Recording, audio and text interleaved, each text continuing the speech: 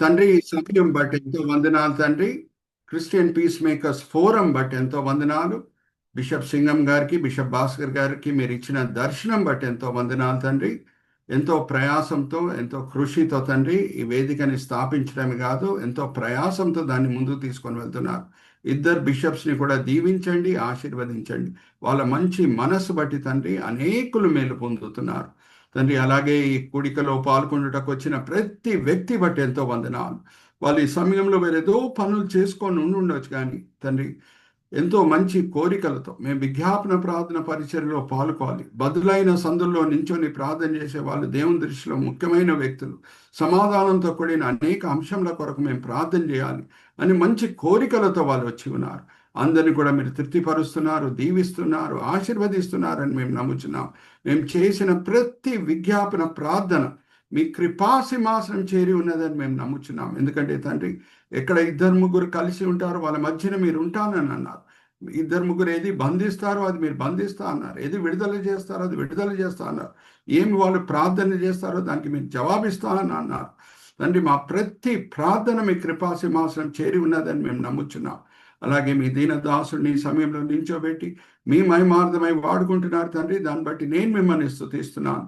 ఈ దినం, ఈ వేళ, ఈ పూట మీరు మా కొరకు ఏర్పరచుకున్న క్రిస్మస్ సందేశం మా విశ్వాస నేతం రేపి బయలుపరుస్తారని నమ్ముచు ఈ విన్నపములు మేము యేసుక్రీస్తు పరిశుద్ధమైన వేడుకుంటున్నాం. Amen, amen, amen. అయితే బ్రదర్ విజయ్ గారు మనకి స్లైడ్ చూపించే ముందు నేను ఒక ప్రశ్న అడిగి ముందుకు వెళ్తానండి. మనకందరికీ చాలా పరిచితమైన ఒక వాక్య భాగము, నేను చదివించట్లేదు. ఆదికాండం 2వ అధ్యాయము 18వ వచనం నుంచి 20వ వచనం మనం చదివితే, దేవుడు ఆదాంకి ఇచ్చిన ఆజ్ఞ ఏంటి? ఆయనకు ఒక చిన్న పరలోకం ఇచ్చాడు. ఈ పరలోకంలో నివసించవచ్చు నువ్వు సదాకాలం అని అన్నారు. కానీ ఒక్క షరతు పెట్టాడు దేవుడు. అదేంటంటే, ఇక్కడ మధ్యనున్న చెట్టు, ఈ తోటలో మధ్యనున్న చెట్టు, జ్ఞానం ఇచ్చే చెట్టు పండు మాత్రం నువ్వు తినొద్దు, తింటే నువ్వు చనిపోతావు అని దేవుడు అన్నారు. ఇప్పుడు నేను మిమ్మల్ని అడిగే ప్రశ్న ఏంటంటే, ఆదాము ఆ పండు తినగానే వెంటనే కింద పడిపోయి చనిపోయాడమ్మా? చెప్పండి. నువ్వు చనిపోలేదు. అయితే దాని అర్థం ఏంటి? దాని అర్థం ఏంటి అని అంటే, జాగ్రత్తగా వినండి. హీబ్రీ భాషలో వాడబడిన పదం ఏంటంటే, ఆ మరణంకి మ్యావెత్. మ్యావెత్ అంటే ఎడబాటు. దేవునితో సమీపమైన సంబంధము ఆదాం పోగొట్టుకుంటాడు. ఎప్పుడు ఆ సంబంధం పోగొట్టుకుంటాడో ఆయన శరీరంలో మార్పులు ఖచ్చితంగా వస్తాయి. దాని వలన కొన్ని సంవత్సరాల తర్వాత వృద్ధాప్యం వస్తుంది, జబ్బులు వస్తాయి, తర్వాత మరణం కూడా లభిస్తుంది. వెంటనే పడిపోయి చనిపోడు, కానీ అన్నిటికంటే ముఖ్యమైనది ఆ సమీపమైన సంబంధంని పోగొట్టుకుంటాడు. మ్యావెత్ అంటే ఎడబాటు. ఇప్పుడు మరి ఇంకొక చిన్న ఉదాహరణ చెప్పి నేను ముందుకు వెళ్తాను. Mister A and mister B మధ్యన ఒక ఒప్పందం జరిగింది అనుకుందాం. మిస్టర్ ఏ 10 లక్షల రూపాయలు మిస్టర్ బికి ఇచ్చారు. ఒప్పందంలో వాళ్ళు రాసుకున్న షరతులు ఏంటంటే, మిస్టర్ బి 10 లక్షల రూపాయలు మిస్టర్ ఏ దగ్గర తీసుకున్నప్పుడు ప్రతి నెల 1 లక్ష రూపాయలు తిరిగి ఇచ్చేస్తాడు అని వాళ్ళు రాసుకున్నారు. అయితే మొదటి నెల ఇచ్చాడు మిస్టర్ బి కరెక్ట్గా, రెండో నెల కూడా 1 లక్ష రూపాయలు తిరిగి ఇచ్చాడు. మూడో నెల నుంచి ఎగ్గొట్టడం స్టార్ట్ చేశాడు.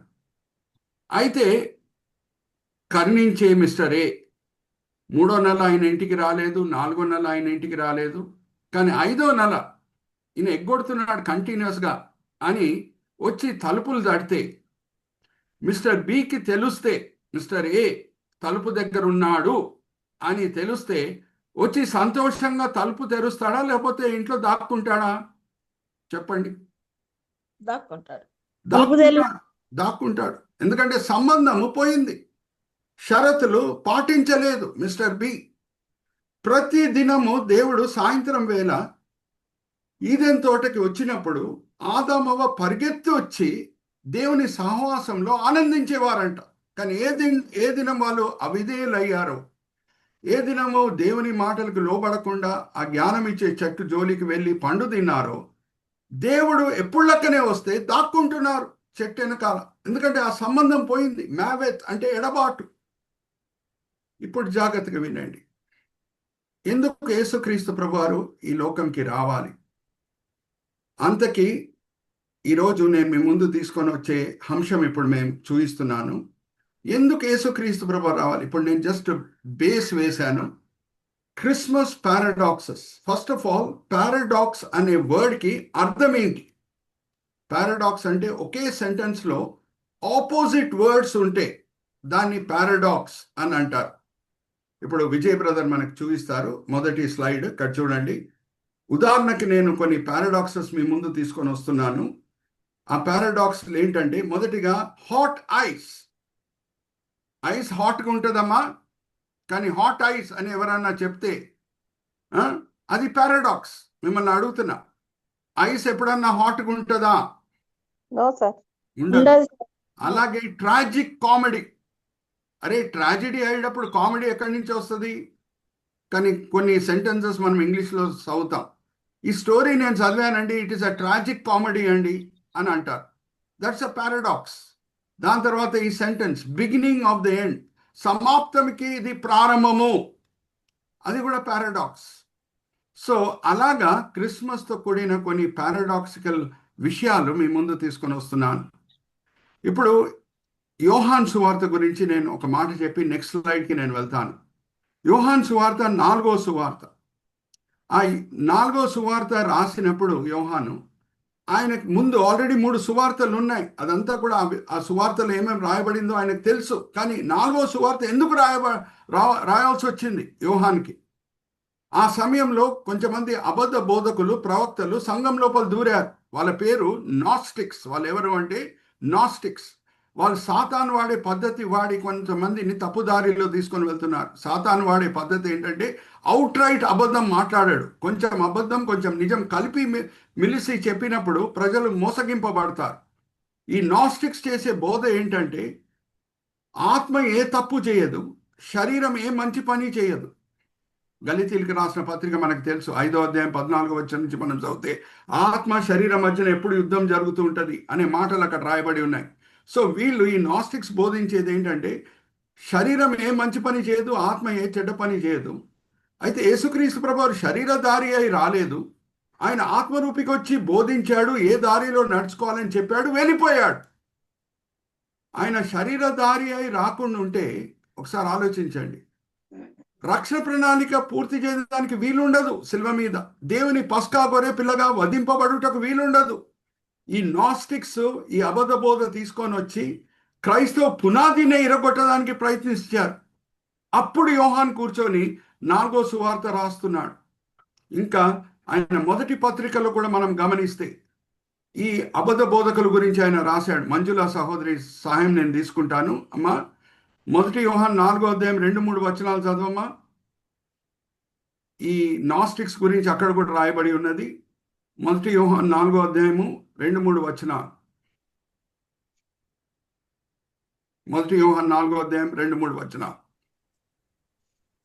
యేసుక్రీస్తు శరీరధారి అయి వచ్చినని ఏ ఆత్మ ఒప్పుకొనునో అది దేవుని సంబంధమైనది.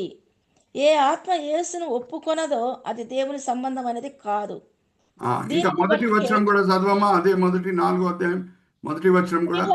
ప్రియులారా, అనేకులైన అబద్ధ ప్రవక్తలు లోకములోనికి బయలు వెళ్ళి ఉన్నారు కనుక ప్రతి ఆత్మను నమ్మక ఆయా ఆత్మలు దేవుని సంబంధమైనవో కావో పరీక్షించుడి. థ్యాంక్ యూ మా.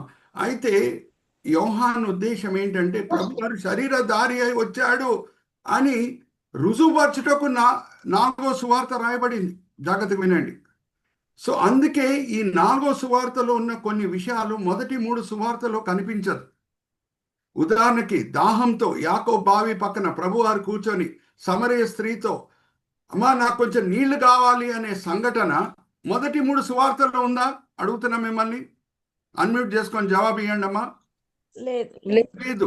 అలాగే ఎప్పుడు యేసుక్రీస్తు ప్రభువారు శిలువ మీద ఆయన ప్రాణంని తండ్రి చేతిలో అప్పచెప్పేశాడో రోమా సైనికుడు వచ్చి ఈటతో ఆయనని పొడిచేను, రక్తము నీళ్లు కారేను అనే మాట వేరే 3 సువార్తల్లో ఉందా?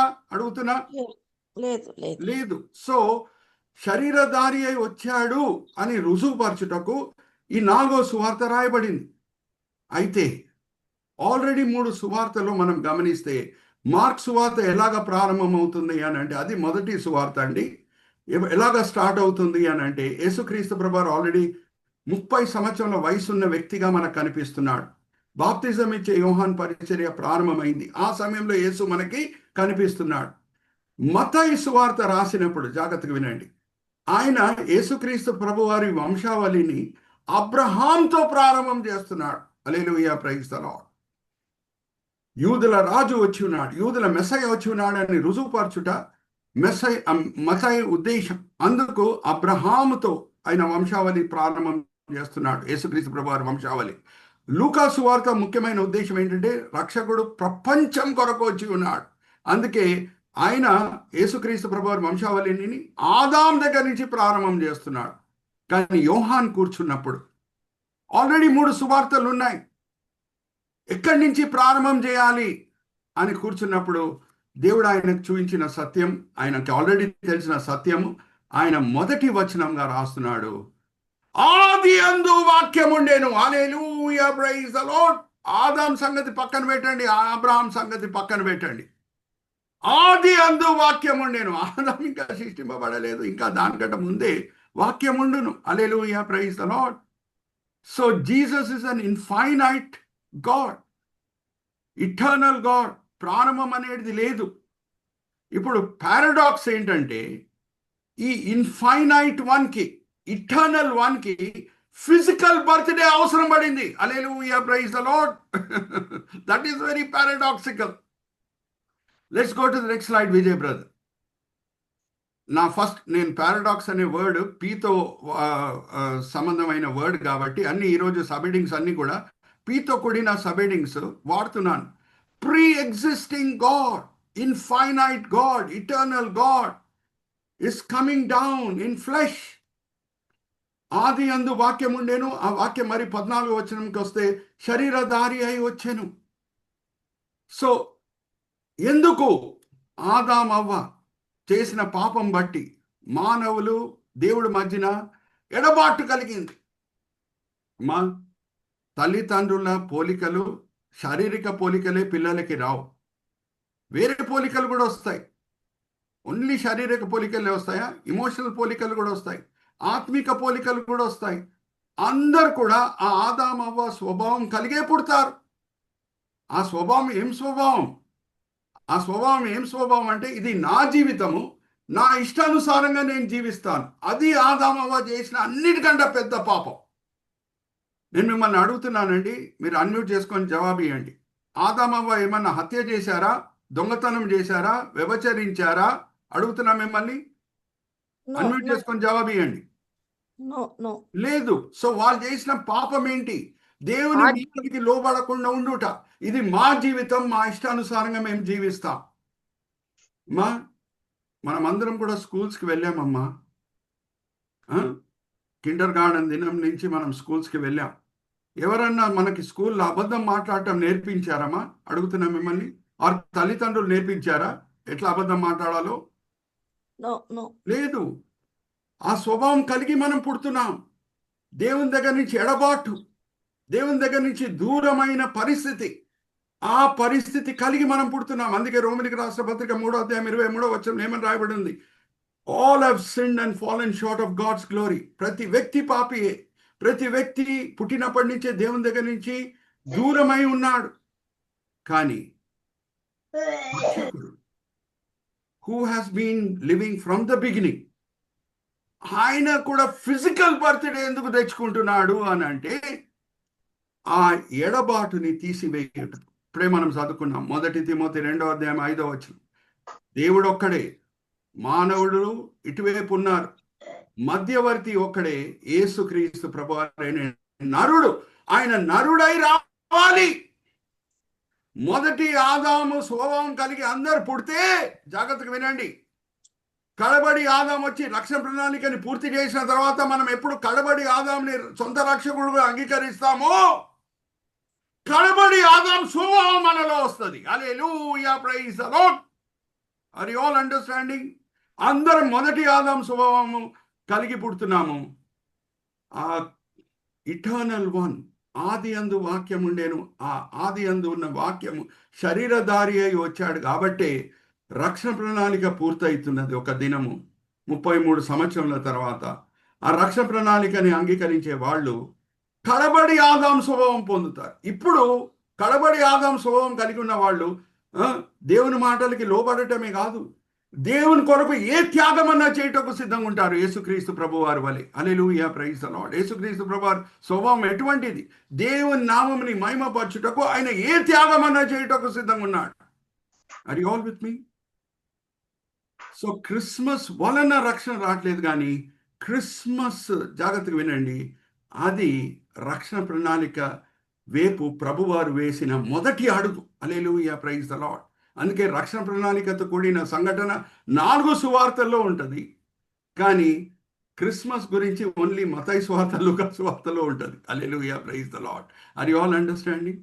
So the pre existing one, the eternal one has to come down to remove that separation, to remove that spiritual death, a maveth అనే కండిషన్ తీసివేయుటకు. Are you all with me? అందరం మొదటి చెప్తున్నాను, కడబడి ఆదాం స్వభావం కలిగి పుడుతున్నాం. అందుకే నికోదెముతో ప్రభు వారు చెప్పిన మాటలు ఏంటంటే, నువ్వు తిరిగి జన్మిస్తేనే కానీ పరలోక రాజ్యం నువ్వు చేరవు. అంటే ఆయన రక్షణ ప్రణాళికని అంగీకరించి యేసుని సొంత రక్షకుడు అంగీకరించినప్పుడు కడబడి ఆదాం స్వభావం ఆయన పొందుతాడు. Hallelujah, praise the Lord. So the pre-existing one is coming down. So ఇద్దరి మధ్యన సమాధానం తీసుకొని వస్తున్నాడు. ఎడబాటు ఏం కలిగిందో దేవుడు మానవుల మధ్యన, ఈయన సమాధానకర్త అయి ఇద్దరి మధ్యన సమాధానం తీసుకొని వస్తున్నాడు. అందుకే యేసుక్రీస్తు ప్రభువారికి ఇవ్వబడిన అనేక పేర్లు. ఇప్పుడు సెకండ్ సబ్ హెడ్డింగ్కి మనం వస్తున్నాం. Piece maker. ఇప్పుడే సహోదరి మంజుల గారు ఎంతో చక్కగా చదివినిపించారు. యెషయా గ్రంథం 9వ అధ్యాయం 6వ వచనం, మనకి శిశువు ఇవ్వబడేను, ఆయనకి ఇవ్వబడిన అనేక పేర్లు ఒక పేరు ఏంటంటే సమాధానకర్త. హల్లెలూయా, ప్రైజ్ ది లార్డ్. దేవుడు మానవుల మధ్య నుండి వచ్చిన ఎడబాటుని తీసివేయటకు వచ్చిన సమాధానకర్త. ఇప్పుడు ఒక పారాడాక్సికల్ సెంటెన్స్ మీ ముందు తీసుకొని వస్తున్నాను.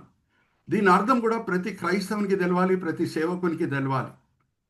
యేసు సమాధానకర్త, అవును, కానీ ఆ సమాధానకర్త పలికిన మాటలేంటి? దాని అర్థం కూడా మనం అర్థం చేసుకోవాలి.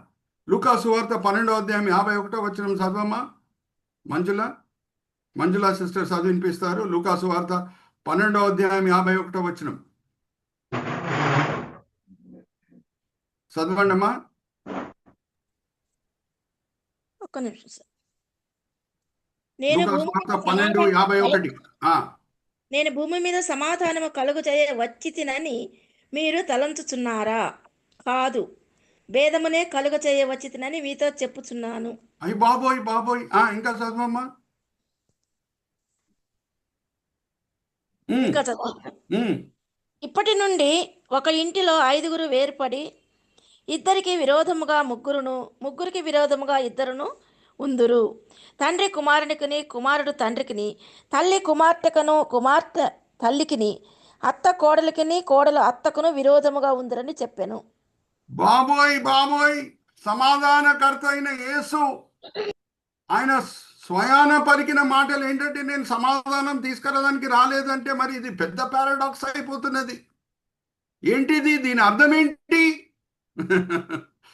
ప్రతి క్రైస్తవునికి ఈ అంశము, ఈ వచనంలో ఉన్న అర్థం ఏంటో తెలిసి ఉండాలి. ప్రత్యేకంగా సేవకులకి అనేక సాక్ష్యములు మనం వింటాం.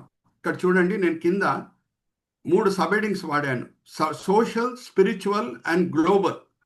Vijay brother, you can point a cursor at social, spiritual and global. ఇక్కడ చూడండి, విజయ్ బ్రదర్ వెంటనే కర్సర్ పెట్టి చూపిస్తున్నారు. సోషల్ విషయంలో ఇలాగ జరుగుతుంది. ఒక కుటుంబం లోపలే ఏమవుతున్నది? సమాధానం లేకుండా పోతున్నది. ఒక తండ్రి కుమారుని ద్వేషిస్తున్నాడు, ఆరు కుమారుడు తండ్రిని ద్వేషిస్తున్నాడు. అన్న తమ్ముడిని ద్వేషిస్తున్నాడు, ఆరు తమ్ముడు అన్నని ద్వేషిస్తున్నాడు. ఒక కుటుంబం లోపల సామాజికంగా గమనిస్తే అలాగ జరుగుతుందంట యేసు వలన. ఎందుకు? అనేక సాక్ష్యములు మనం విని ఉన్నాం. ఎవరెవరు అన్య కుటుంబంలో రక్షణ పొందుతారో, ఐదవ కుటుంబంలో, ముస్లిమ్స్ కుటుంబంలో ఎవరు రక్షణ పొందుతారో, ఇంటి వాళ్ళు వాళ్ళని ప్రేమిస్తారా, ద్వేషిస్తారా? అడుగుతున్నా మిమ్మల్ని. అన్మ్యూట్ చేసుకొని జవాబు ఇవ్వండి. ద్వేషిస్తారు. ద్వేషిస్తారు. అన్ననే తమ్ముడిని ద్వేషిస్తాడు, నాన్ననే కొడుకుని ద్వేషిస్తాడు. Are you all understanding? దాని అర్థం అది. యేసుని ఎవరు అంగీకరిస్తారో ఒక కుటుంబంలో వేరే వాళ్ళు ఆ కుటుంబంలో రక్షణ లేకుండా ఉంటే ఏమవుతుంది అని అంటే, ఖచ్చితంగా ఆ కుటుంబంలో సామాజికంగా మనం గమనిస్తే కలవరమే కలవరం. ఎందుకంటే ఒక వ్యక్తి యేసుని ప్రేమిస్తున్నాడు, ఇంకొక వ్యక్తి యేసుని ద్వేషిస్తున్నాడు. యేసుని ద్వేషించే వ్యక్తి యేసు శిష్యుడైన ఇంకొక ఆయన సొంత తమ్ముడై ఉండొచ్చు, సొంత కొడుకు అయి ఉండొచ్చు. ఆయన యేసు శిష్యుడై ఉన్నాడు కాబట్టి యేసుని ద్వేషించే వ్యక్తి యేసు శిష్యుడిని కూడా ద్వేషిస్తాడు. Are you all understanding? దాని అర్థం అది. That is a paradoxical sentence. సమాధానకర్త అయిన యేసు ఏమంటున్నాడంటే, కుటుంబం లోపల ఇలా జరుగుతుంది. మనం చూడట్లేదా? అనేక సాక్ష్యములు మనం వింటాం. వెలివేయబడిన వాళ్ళు పలికే సాక్ష్యం. నేను యేసుక్రీస్తు ప్రభువుని సొంత రక్షకుడిగా అంగీకరించినప్పుడు నాకు అన్నిటికంటే పెద్ద సమస్య ఇంటి నుంచే కలిగింది. ఇంకా కొంచెం లోతులు వెళ్తున్నాను. ఏ సంఘంలో మీరు తీసుకోండి, అక్కడ నామకాద క్రైస్తవులు ఉంటారు. ఆ నామకాద క్రైస్తవులు ఆత్మిక క్రైస్తవుల మధ్యన ఎప్పుడు ఘర్షణ జరుగుతూ ఉంటుంది. ఎందుకంటే ప్రయారిటీస్ వేరే రకంగా ఉంటాయి. Are you all understanding? ఒక నమ్మకమైన కాపరి, ఆత్మిక కాపరి సంఘం క్షేమం కొరకు ఏమన్నా చేయాలి అని ముందుకు సాగుతుంటే, కమిటీ మెంబర్స్లో రక్షణ లేని వాళ్ళు అయి ఉంటే, వాళ్ళు నామకాద క్రైస్తవులు అయి ఉంటే, ఈ ఆత్మిక కాపరిని ఎప్పుడు ఎదురుస్తూనే ఉంటారు. Are you all understanding? ఎందుకంటే ప్రయారిటీస్ మ్యాచ్ కావు. కానీ ఒక్క జ్ఞాపకం పెట్టుకోండి, ఒక కుటుంబంలో ఒక వ్యక్తి రక్షణ పొందినప్పుడు బహుశా ఇంటి వాళ్ళందరూ కూడా ఆయనను ద్వేషిస్తూ ఉండొచ్చు.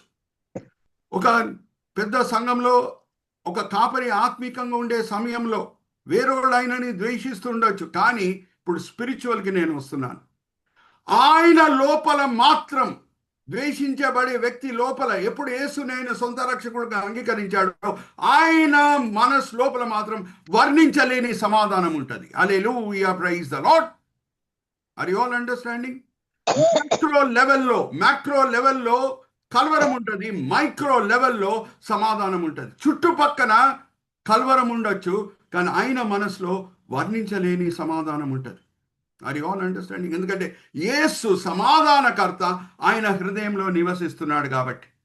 అటువంటి పరిస్థితిలో వర్ణించలేని సమాధానం ఉంది కాబట్టే పౌలు శీల లాంటి వాళ్ళు కొరడా దెబ్బలు తిన్నా సరే, సంఖ్యలతో బంధింపబడినా సరే, చెరలో వేయబడినా సరే, ఆ సమాధానం వాళ్ళ హృదయంలో పొర్లుతున్నది కాబట్టి వాళ్ళ చుట్టూన్న పరిస్థితుల్ని చూడకుండా సమాధానకర్త అయిన యేసు ఏ సమాధానం వాళ్ళ హృదయంలో పెట్టి ఉన్నాడో ఆయన వైపు కనుదృష్టి పెట్టి స్తుతి పాటలు పాడుతున్నారు. Are you all understanding?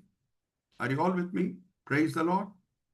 So this is a very paradoxical situation. Isaiah 9:6 versus Luke 12:51. Brother Chandu, brother Vijay garu ఒకసారి కర్సర్ పెట్టి చూపించండి. Isaiah 9:6 versus Luke 12:51. దాని తర్వాత గ్లోబల్కి నేను వస్తున్నాను. అవును, యేసుక్రీస్తు ప్రభువారు సమాధానకర్త. ఇప్పుడు కూడా కొంచెం మంది గేలి చేస్తుంటారు, అరే సమాధానకర్త అయిన యేసు వచ్చాడు కదా, యుద్ధాలు ఆగిపోయినాయా? మొదటి ప్రపంచ యుద్ధం జరగలేదు, రెండవ ప్రపంచ యుద్ధం జరగలేదు అని అడుగుతారు. అరే ఆయన మొదటి రాకడ వెనకాలన్న గురి ఏంటంటే, ప్రతి వ్యక్తి హృదయంలో ఇండివిజువల్గా ఎవరెవరు ఆయనని సొంత రక్షకుడుగా అంగీకరిస్తున్నారో వాళ్ళ హృదయంలో వ్యక్తిగతంగా వర్ణించలేని సమాధానం పెట్టుటకు ఆయన వచ్చి ఉన్నాడు. కానీ రెండో రాకడప్పుడు, హల్లెలూయా, ప్రైజ్ ద లార్డ్, ఎప్పుడు లోకంని ఆయన పరిపాలిస్తాడో యెరూషలేములో సింహాసనం ఆసీనుడై, అప్పుడు ప్రపంచం అంతా కూడా నార్త్ పోల్ నుంచి సౌత్ పోల్ వరకు సమాధానం ఉంటుంది. Hallelujah, praise the Lord. Are you all with me? మరీ చెప్తున్నాను, మొదటి రాకడ వెనకాల గురి ఏంటంటే వ్యక్తిగత సమాధానం ఇచ్చుట. ఎవరెవరు ఆయనను వ్యక్తిగతంగా సొంత రక్షకుడుగా అంగీకరిస్తున్నారో వాళ్ళ మనసులో వర్ణించలేని సమాధానం ఉంటుంది. పరిస్థితులు ఎలాగైనా ఉండనియండి వాళ్ళ చుట్టూ, ఎందుకంటే వాళ్ళకి అన్నిటికంటే ముఖ్యమైన విషయము తెలుస్తుంది. ఎప్పుడు యేసుక్రీస్తు ప్రభువారు వాళ్ళ హృదయం లోపల ఆత్మరూపిగా వస్తున్నాడో ఒట్టి చేతులతో రాడు. పరలోక సమాధానం, పరలోక ఆనందంని తీసుకొని వస్తాడు. ఎప్పుడు వాళ్ళకి తెలుస్తుందో నాకు నా దేవుని మధ్యన సమాధానం బాగుంది, నాకు నా దేవుని మధ్యన సంబంధం బాగుంది, అది ముఖ్యము. దానికంటే ముఖ్యమైనది ఏదీ లేదు. నా చుట్టుపక్కనోళ్ళు నన్ను ద్వేషించని, నా చుట్టుపక్కనోళ్ళు నన్ను హింసించని, పర్వాలేదు అని ముందుకు వెళ్తుంటారు. అందుకే యేసుక్రీస్తు ప్రభువారు ఏ మాటలతో ఆయన పరిచర్య ప్రారంభం చేస్తున్నారు? ఒకసారి తీయమ్మ, మత్తయి సువార్త 4:17 కడబడి ఆదాము. ఏ మాటలతో ఆయన పరిచర్య ప్రారంభం చేస్తున్నాడు? వేరే ఏ మాటలతో ఆయన ప్రారంభం చేయలేదు. ఈ మాటలతోనే 4:17 మత్తయి సువార్త. మంజుల గారు చదివి వినిపించండి అమ్మా. అప్పటి నుండి యేసు పరలోక రాజ్యము సమీపించి ఉన్నది కనుక మారు మనసు పొందుడని చెప్పుచు ప్రకటింప మొదలుపెట్టెను అంటే అప్పటి వరకు ఆయన వాక్య పరిచర్య చేయలేదు. మొదలు పెట్టాను అంటే ఈ మాటలతోనే స్టార్ట్ చేస్తున్నాడు. కడబడి ఆదాం, మారు మనసు పొందుడి, దేవుని రాజ్యం సమీపం ఉంది. అంటే ఆ దేవుని రాజ్యం అంటే ఏంటి? బైబిల్ అర్థం చేసుకోవాలంటే బైబిలే వాడాలి. దేవుని రాజ్యం అంటే మనం చనిపోయి పరలోకం వెళ్తాం, అది కాదు. ప్రభువారు దృష్టిలో ఉన్న విషయము, ఆయన మనసులో ఉన్న విషయం అది కాదు. మనం చనిపోయి పరలోకం వెళ్తాం, ఆ దేవుని రాజ్యం గురించి ప్రభువారు మాట్లాడట్లేదు. బైబిల్ అర్థం చేసుకోవాలంటే బైబిలే వాడాలి. ఆ దేవుని రాజ్యం అర్థం ఏంటి? ఒకసారి తీయండి అమ్మా మంజుల గారు. రోమిలికి రాసిన పత్రిక 14:17. రోమిలికి రాసిన పత్రిక 14:17. బైబిల్స్ అండర్లైన్ చేసుకోండి. దేవుని రాజ్యము భోజనమును పానమును కాదు గాని నీతియు సమాధానమును పరిశుద్ధాత్మయందలి ఆనందమై ఉన్నది.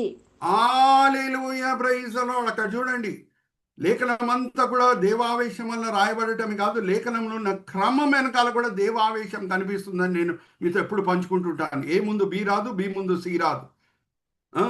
సమరయ స్త్రీ అడుగుతున్నది, ప్రభా మేము ఎక్కడ ఆరాధిస్తే దేవుడు మా ఆరాధనను అంగీకరిస్తాడు ప్రభా అని యాకోబు బావి పక్కన అడిగినప్పుడు, అమ్మా ఎక్కడ మనం ఆరాధిస్తున్నాం అది ముఖ్యం కాదమ్మా, ఎలాగ మనం ఆరాధిస్తున్నాం అది ముఖ్యము.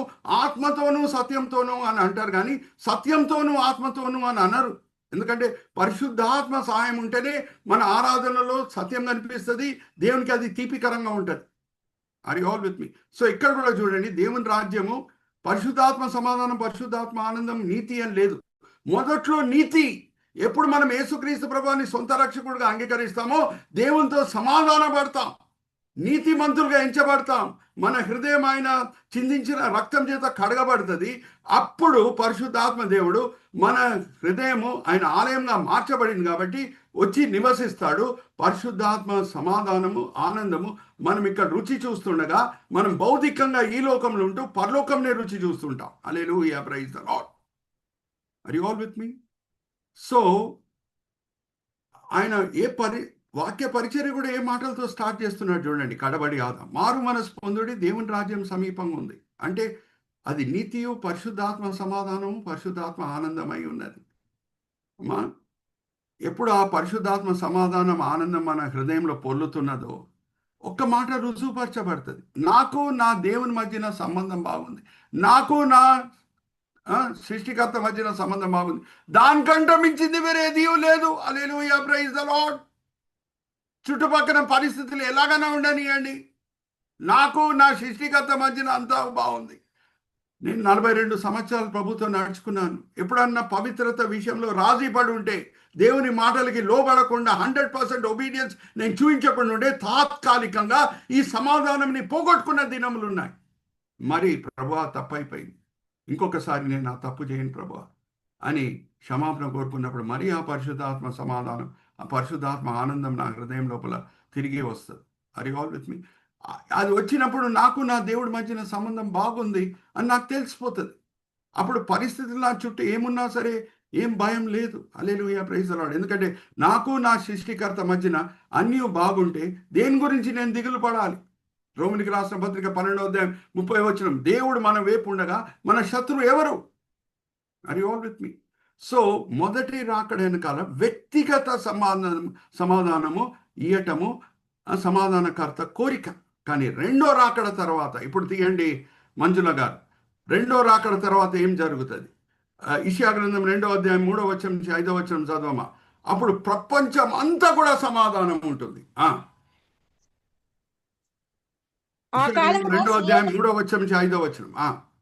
ఆ కాలమున సియోనులో నుండి ధర్మశాస్త్రము, యెరూషలేములో నుండి యెహోవా వాక్కు బయలువెళ్ళును. జనములు గుంపులు గుంపులుగా వచ్చి యాకోబు దేవుని మందిరమునకు యెహోవా పర్వతమునకు మనము వెళ్ళుదము రండి. ఆయన తన మార్గముల విషయమై మనకు బోధించును. మనము ఆయన త్రోవలలో నడుతము అని చెప్పుకొందురు. ఇంకా చదవమ్మా. ఆయన మధ్య ఆయన మధ్యవర్తి అయి అన్యజనులకును న్యాయము తీర్చును, అనేక జనములకు తీర్పు తీర్చును.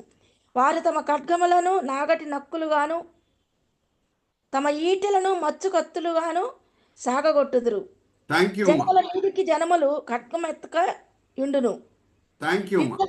ఇంకా ఆయుధాలు అవసరం లేదు రెండో రాకడ తర్వాత. ఎక్కడ చూసినా సమాధానమే. అప్పుడు ప్రతి ప్రభుత్వం ఏం నిర్ణయించుకుంటుందంటే, ఇప్పుడు మనకి డిఫెన్స్ బడ్జెట్ అవసరం లేదు. ఇప్పుడు కూడా మీరు చూడండి, భారతదేశంలో ఎన్నో కోట్ల రూపాయలు డిఫెన్స్ బడ్జెట్కి వాడబడుతుంది. ఇన్ని ట్యాంకులు తయారు చేయాలి, ఇన్ని ప్లేన్స్ తయారు చేయాలి, ఇన్ని కత్తులు తయారు చేయాలి, ఇన్ని బుల్లెట్స్ తయారు చేయాలి, ఇన్ని గన్స్ తయారు చేయాలి అని. ఇప్పుడు ఎక్కడ చూసినా సమాధానమే. ఇంకెందుకు డబ్బులు ఖర్చు పెట్టాలి ఆయుధాల కొరకు? వ్యవసాయ వస్తువుల కొరకు మనం డబ్బులు ఖర్చు పెడదాం అని నిర్ణయించుకొని ఆహారం ప్రొడక్షన్ పెంచుదాం అని ఆ డిఫెన్స్ బడ్జెట్ని అగ్రికల్చర్ బడ్జెట్ కొరకు వాడతారంట. ఆయుధాలను ఏం చేస్తున్నారంట? వ్యవసాయ వస్తువులుగా మార్చేసుకుంటున్నారంట. అది ఎప్పుడు జరుగుతుంది? అది రెండో రాకడ తర్వాత.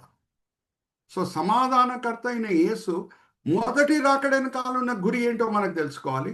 రెండో రాకడ తర్వాత ఏం జరుగుతుందో అది మనకు తెలిసి ఉండాలి. Are you all with me? So first is the pre existing one is coming down on the first Christmas day. Why?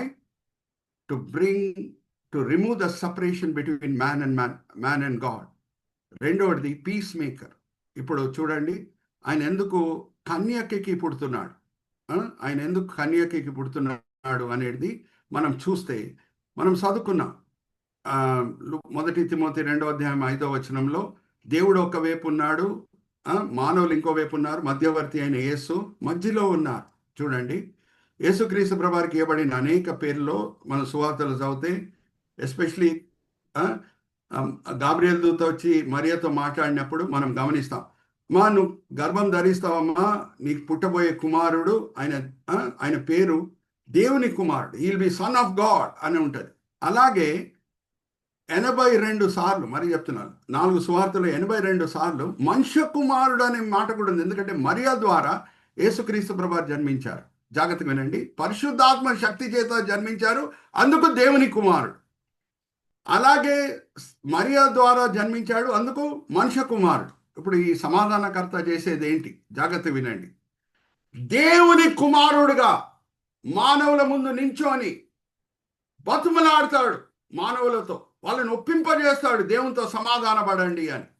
మనుష్య కుమారుడుగా దేవుని ముందు నించోని ఈ సమాధానకర్త అయిన యేసు ఎప్పుడు పాపులు మారు మనసు పొంది క్షమాపణ అడుగుతున్నారో, తండ్రి వీళ్ళ కొరకు నేను శిల్వ మరణం పొందాను, వీళ్ళని క్షమించు అని మన వైపున మనుష్య కుమారుడుగా బతుకులాడతాడు. Are you all understanding? ఎందుకు కన్యకకి పుట్టాలి యేసుక్రీస్తు ప్రభువారు? అప్పుడే కరెక్ట్ మధ్యవర్తిగా ఉండగలుగుతాడు. దేవుని కుమారుడుగా, దేవుని ప్రతినిధిగా మానవుల ముందు నించొని వాళ్ళ పాపం విషయంలో ఒప్పింపజేస్తాడు. అలాగే మారు మనసు పొందిన పాపుల గురించి దేవుని ముందు నించొని మన ఉత్తరవాదిగా మన వైపున ప్రార్థన చేసి వాళ్ళు దేవుని కుమారులుగా ఎంచబడుటకు ఆయన మధ్యవర్తిగా ఉంటాడు. Hallelujah, praise the Lord. Are you all understanding? అలాగే ఎందుకు కన్యకకి జన్మించాలంటే, యేసుక్రీస్తు ప్రభువారికి ఇవ్వబడిన అనేక పేర్లు, ఆయన దేవుని పస్కా గొర్రెపిల్ల. పస్కా గొర్రెపిల్ల ఎలాగుండాలి? నిర్గమకాండం 12వ అధ్యాయం 3-4 వచనాలు మనం చదివితే, మొగది ఇంకా డిఫెక్ట్ ఫ్రీ, పరిశుద్ధమైనది అయి ఉండాలి. ఆయన కన్యకకి ఎందుకు జన్మించాలి అని అంటే, ఆయన జన్మం నుంచే పవిత్రుడు కాదు, మరియా గర్భం ధరించినప్పటి నుంచి ఆయన పవిత్రుడు. Hallelujah, praise the Lord. Are you all understanding? అంత పవిత్రమైన యేసు, సాతానుడు ఎందుకు ఇంత ప్రయత్నిస్తున్నాడు యేసుక్రీస్తు ప్రభువారు కనీసం ఒక్క పాపం అన్నా చేయాలని? కారణం ఏంటి? ఆయన ఒక్క పాపం చేస్తే ఈ మధ్యవర్తి పని ఆయన చేయలేడు, ప్రధాన యాజకుడు పని చేయలేడు, ఇంకా పరిశుద్ధమైన పస్కా గొర్రెపిల్లగా ఉండడానికి వీలు ఉండదు. అందుకే సాతానుడు నానా ప్రయత్నాలు చేస్తున్నాడు యేసుక్రీస్తు ప్రభువారు కనీసం ఒక్క పాపం అన్నా చేయాలని. కానీ అన్ని శోధనలని ప్రభువారు తట్టుకున్నారు. Hallelujah, praise the Lord. So pre existing peace maker. 4వ దానికి వచ్చిన తర్వాత నేను 3వ దానికి వస్తాను. ఫిజిషియన్. మనకి క్రిస్మస్ అకౌంట్ ఎక్కడెక్కడ కనిపిస్తుంది అని అంటే, మత్తయి సువార్తలో కనిపిస్తుంది, అలాగే లూకాసు వార్తలో కనిపిస్తుంది. Brother Vijay point cursor at 4th one physician. Okay, ఇక్కడ కూడా మనకు పారాడాక్స్ ఒకటి చూసేసి మనం 3rd దానికి వెళ్దాం. జాగ్రత్తగా వినండి. మత్తయి సువార్తలో ఫుల్ క్రిస్మస్ స్టోరీ మనం యోసేపు కనుదృష్టి నుంచి చూస్తాం. యోసేపుకి దేవదూత కలలో వచ్చి చెప్పాను, మరియని నువ్వు భార్యగా అంగీకరించు, ఆమె గర్భవతి అయిందని కంగారు పడకు, చింతించకు, అది పరిశుద్ధాత్మ కార్యం, పుట్టబోయే శిశువుకి యేసు అనే పేరు పెట్టు. అన్నీ కూడా క్రిస్మస్ సంఘటన అంతా కూడా మనం యోసేపు కనుదృష్టి నుంచి చూస్తాం మత్తయి సువార్తలో. లూకాసు వార్తలో మనం గమనిస్తే ఫుల్ క్రిస్మస్ అకౌంట్ మరియా కనుదృష్టి నుంచి చూస్తాం. గాబ్రియల్ దూత కనిపిస్తున్నది మరియాకి. కనిపించి, అమ్మా నువ్వు గర్భం ధరించబోతున్నావు అనగానే, అరే నేను ఏ పురుషుణ్ణి ఎరగను, ఎలాగ నేను గర్భం ధరిస్తాను? లూకాసు వార్త 1వ అధ్యాయం 26వ వచనం నుంచి 36వ వచనము. టైం సేవ్ చేయడానికి నేను చదివించట్లేదు మంజుల సహోదరి చేత, కానీ మీరు జ్ఞాపకం పెట్టుకోండి. లూకాసు వార్త 1వ అధ్యాయం 26వ వచనం నుంచి 36వ వచనంలో గాబ్రియల్ దూత మరియాకి కనిపించుట అన్ని వివరాలు ఉంది. గాబ్రియల్ దూత మాటలు వినగానే ఈమె ఆశ్చర్యం పడుతుంది. నేను ఏ పురుషుణ్ణి ఎరగను, నేను ఎలాగా గర్భవతి అవుతాను అని అడుగుతున్నాను. ఫుల్ క్రిస్మస్ స్టోరీ మనకి మరియా కనుదృష్టి నుంచి కనిపిస్తుంది. మన దేవుడు సర్వజ్ఞాని అండి. హల్లెలూయా, ప్రైజ్ ది లార్డ్. రోమీయులకు రాసిన పత్రిక 11:33వ వచనంలో ఏముంది? మన దేవుని అంత జ్ఞానం వేరెవరికి లేదు. దాన్ని బట్టి ఆయనను మనం ఆరాధించాలి. దేవుడు ఇటు అటు కూడా చేయొచ్చు కదా. మత్తయి సువార్తలో క్రిస్మస్ కథని మరియా కనుదృష్టి నుంచి మనకు చూపించవచ్చు. లూకాసు వార్తలో యోసేపు కనుదృష్టి నుంచి క్రిస్మస్ కథ మనకు చూపించవచ్చు. ఎందుకు ఇలాగ చూపిస్తున్నాడు? మత్తయి సువార్తలో క్రిస్మస్ కథ అంతా కూడా మనము యోసేపు కనుదృష్టి నుంచి చూస్తున్నాము. లూకాసు వార్తలో క్రిస్మస్ కథ అంతా కూడా కన్యక మరియా కనుదృష్టి నుంచి ఎందుకు చూస్తున్నాం? ఎందుకు దేవుడు అలాగ రాపించాడు? సర్వజ్ఞాని అయిన ప్రభు. జాగ్రత్త వినండి, ఇక్కడ ఇంపార్టెంట్ పారాడాక్స్ మనం వస్తున్నాం. ఈ ప్రపంచంలో ఎవరన్నా ఒకరు ఉన్నారు, ఒక కన్యక గర్భం ధరించడానికి వీలు లేదు అని నమ్ముటకు ఆర్ ఎదిరించుటకు ఆర్ వాదించుటకు ఈ లోకంలో ఎవరన్నా ఒకడు ఉన్నాడు అంటే ఆయన వైద్యుడు. వైద్యుడు చేత క్రిస్మస్ స్టోరీ మరియా ద్వారా మనకు చూపిస్తున్నాడు దేవుడు. Hallelujah, praise the Lord. Are you all understanding? అమ్మా, ఏ డాక్టర్ అన్న నమ్ముతాడమ్మా? అడుగుతున్నా, అన్మ్యూట్ చేసుకొని చెప్పండి. కన్యక గర్భవతి అవుతుందని డాక్టర్ నమ్మడానికి వీలవుతుందా? మామూలు వ్యక్తులు నమ్మొచ్చేమో, కానీ డాక్టర్ అంతా సైంటిఫిక్గా బయాలజికల్గా ఆలోచించే వ్యక్తి, ఆయన నమ్మడానికి వీలు ఉంటుందా? నో. సో ఎప్పుడు లూకా అనే వైద్యుడు ద్వారా దేవుడు రాపించాడో, look at the paradox. Is making doctor to write about the virgin birth. Hallelujah, praise the Lord. అరే డాక్టర్కి అభ్యంతరం లేకుండా ఉంటే వేరే వాళ్ళకి ఏం అభ్యంతరం ఉండాలి? అందరు నమ్మాలి కథ నిజమని. Hallelujah, praise the Lord. This is an amazing Christmas paradox. Are you understanding? ఇంకా లాస్ట్ది నేను ప్లేస్కి వచ్చి ముగించేస్తున్నానండి. మీకా గ్రంథం 5వ అధ్యాయం 2వ వచనం ఒక్కసారి చదవమ్మా మంజుల. మీకా గ్రంథం 5వ అధ్యాయం 2వ వచనం. ఎక్కడ యేసుక్రీస్తు ప్రభువు జన్మిస్తారనే మాట అక్కడ రాయబడి ఉన్నది. బెత్లెహేము ఎఫ్రాతా, యూదా వారి కుటుంబంలో నీవు స్వల్ప గ్రామమైనను నా కొరకు ఇశ్రాయేలీయులను ఏలబోవాడు నీలో నుండి వచ్చును. పురాతన కాలం మొదలు బెత్లెహేమా నువ్వు స్వల్ప గ్రామము అని దేవుడు అంటున్నాడు. Will come to that paradox. అమ్మా, 2వ దినవృత్తాంతం 20వ అధ్యాయం 1వ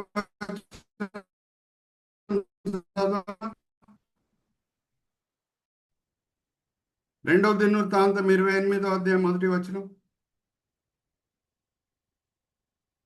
బైబిల్స్ అండర్లైన్ చేసుకోండి అందరూ. మంజుల గారు, 2వ దినవృత్తాంతం 28వ అధ్యాయం 1వ వచనం.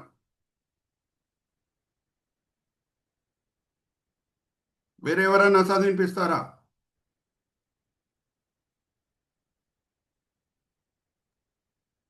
28వ అధ్యాయము 1వ వచనం.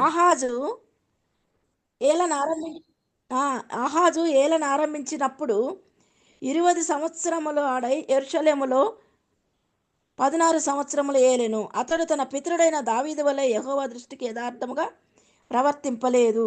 ఇదే ఉంది సార్. పితరుడైన దావీదు వలె లేడు వాడు. అలాగే 29వ అధ్యాయం నెక్స్ట్ అధ్యాయం 1, 2 వచనాలు చదవండి. ప్రతి రాజుకి కొలతబద్ద ఎవరై ఉన్నారు? ప్రతి రాజు ఆత్మికత బట్టి కొలతబద్ద ఎవరు? 29వ అధ్యాయం 1-2 కూడా చదవమ్మా.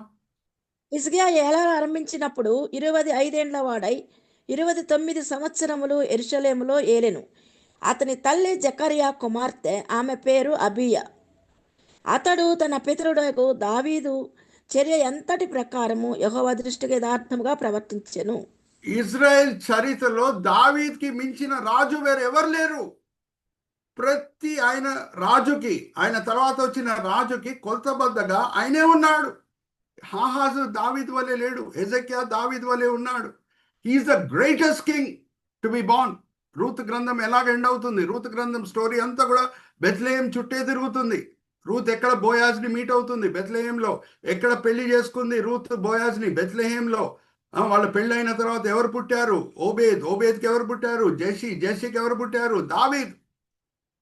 ఇప్పుడు ఫాదర్ ఆఫ్ ద నేషన్ ఎవరమ్మా మనకి? అందరికీ తెలుసు, మహాత్మా గాంధీ గారు. ఎక్కడ పుట్టారు అంటే అందరు మీరు చెప్తారు, పోర్బందర్లో పుట్టారు పాస్టర్ గారు అని అంటారు. ఇప్పుడు ఎవరన్నా జాగ్రత్తగా వినండి, పోర్బందర్ స్వల్ప గ్రామమా అంటే కోపం రాదు పోర్బందర్ వాళ్ళకి.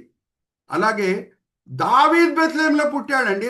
దావీద్ పుట్టిన తర్వాత 500 సంవత్సరముల తర్వాత మీకా వచ్చి బెత్లెహేమా స్వల్ప గ్రామమా అంటున్నాడే.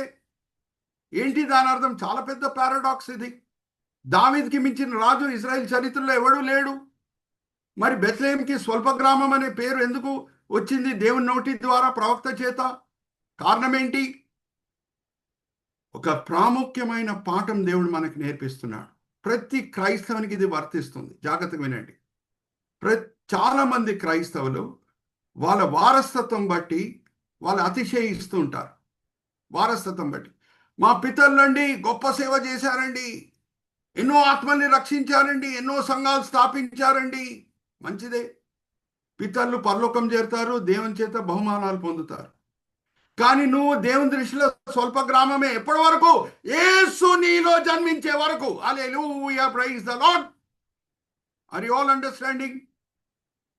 మన వారసత్వం ఏమన్నా ఉండనియండి, మన వారసత్వం బట్టి మనం పరలోకం చేరము.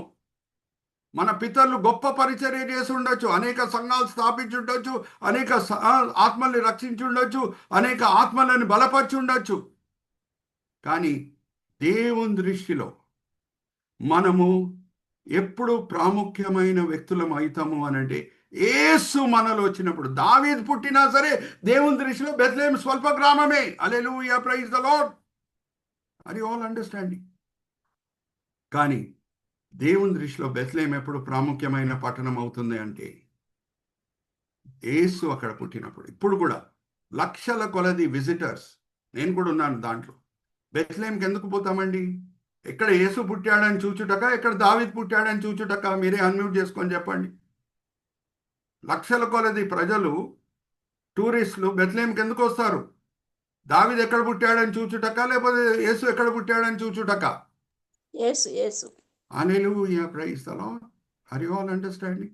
So these are the laws of spiritual relativity. These are the Christmas paradoxes. First is the pre-existing one has to come down in human flesh. Enduku? To remove that separation. To be as a peacemaker. మరి పీస్మేకర్ అంటే ఏంటి? మొదటి రాకడ వెనకాల ఏ విషయంలో ఆయన పీస్మేకర్ అయి ఉన్నాడు? ప్రతి వ్యక్తిని వ్యక్తిగతంగా దేవునితో సమాధానపరచుట. ఆర్ యు ఆల్ విత్ మీ? ఆయన సమాధాన పడతాడు. ఎవరు? యేసు నీ సొంత రక్షకుడుగా అంగీకరిస్తున్నాడు. ఆయన చుట్టూ వ్యక్తులందరూ కూడా ఆయనకు శత్రులుగా మారుతారు. అందుకే లూకాసు వార్త 12వ అధ్యాయం 51వ వచనంలో ప్రభువారు ఆ మాటలు పలుకుతున్నారు. ఇంటి లోపలే నీ శత్రులు ఉంటారని చెప్తున్నారు. కానీ రెండో రాకడ తర్వాత ప్రపంచం అంతా కూడా ప్రభువారు సమాధానం తీసుకొని వస్తారు. అలాగే ఫిజిషియన్ అనే పారాడాక్స్ మనం చూసాం.